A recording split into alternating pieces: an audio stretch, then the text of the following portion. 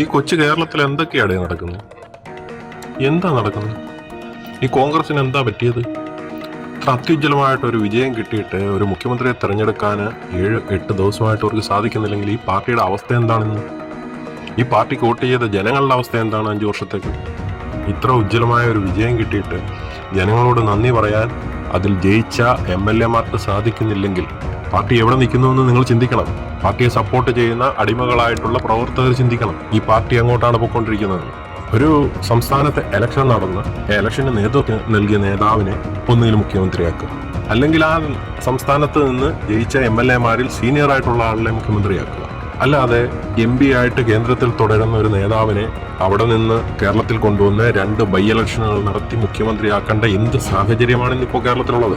High command എന്ന് പറയുന്നത് എന്ത് കാര്യങ്ങളും ജനങ്ങളുടെ മേൽ അടിച്ചേൽപ്പിക്കാൻ വേണ്ടിയിട്ടുള്ളത്. ഈ കോൺഗ്രസ് മറ്റ് സംസ്ഥാനങ്ങളിൽ എന്തുകൊണ്ടാണ് നശിച്ചു പോയതെന്നെങ്കിലും നിങ്ങൾ ചിന്തിച്ചു നോക്കാം. കോൺഗ്രസ് എല്ലാ സംസ്ഥാനങ്ങളിലും അടപടലം പൊട്ടിപ്പോയത് ഇത്തരം ജനദ്രോഹ പ്രവർത്തനങ്ങൾ കൊണ്ട് തന്നെയാണ്. ഒരു മുഖ്യമന്ത്രിയെ തെരഞ്ഞെടുക്കുന്നതിന് എത്ര ദിവസം വേണം?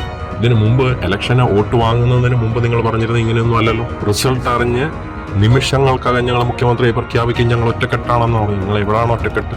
നിങ്ങൾ 3-4 ഗ്രൂപ്പുകൾ ഉണ്ടാക്കി ഗ്രൂപ്പുകൾ ഡെവലപ്പ് ചെയ്താൽ അത് പാർട്ടിക്ക് വേണ്ടി എന്താണ് നിങ്ങൾ ചെയ്തത്? ഈ അണികളായിട്ടുള്ളവർ നിങ്ങൾ ഇനിയെങ്കിലും ശ്രദ്ധിക്കുക.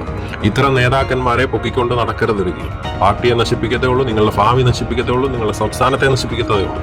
ഈ ജയിച്ച 102 MLA-മാര് വെറും വാഴകളായിട്ടാണോ പുറത്തുനിന്ന് വേറൊരാളെ മുഖ്യമന്ത്രിയായിട്ട് കൊണ്ടുവരുന്നത്?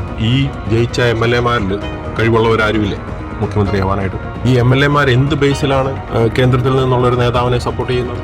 നിങ്ങൾ ജനങ്ങളുമായി സംവദിക്കൂ, നിങ്ങളുടെ മണ്ഡലത്തിലെ ജനങ്ങളുമായി സംബന്ധിച്ച് അവരെന്താണോ ആഗ്രഹിക്കുന്നത് അതിനൊപ്പം നിൽക്കാനല്ലേ നിങ്ങളെ MLA ആയിട്ട് തിരഞ്ഞെടുത്തിട്ടുള്ളത്. കോൺഗ്രസ് ചെയ്യുന്നെങ്കിൽ മാത്രമേ BJPക്ക് വളവാകത്തുള്ളൂ. കോൺഗ്രസ് ചെയ്യാനുള്ളതെല്ലാം കോൺഗ്രസിലുള്ള നേതാക്കന്മാർ തന്നെ ചെയ്യുന്നുണ്ട്. അതിന് അണികൾ കൂടി സപ്പോർട്ട് ചെയ്ത് കൊടുക്കരുതെന്നാണ് ഒരു അഭ്യർത്ഥന ഉള്ളത്.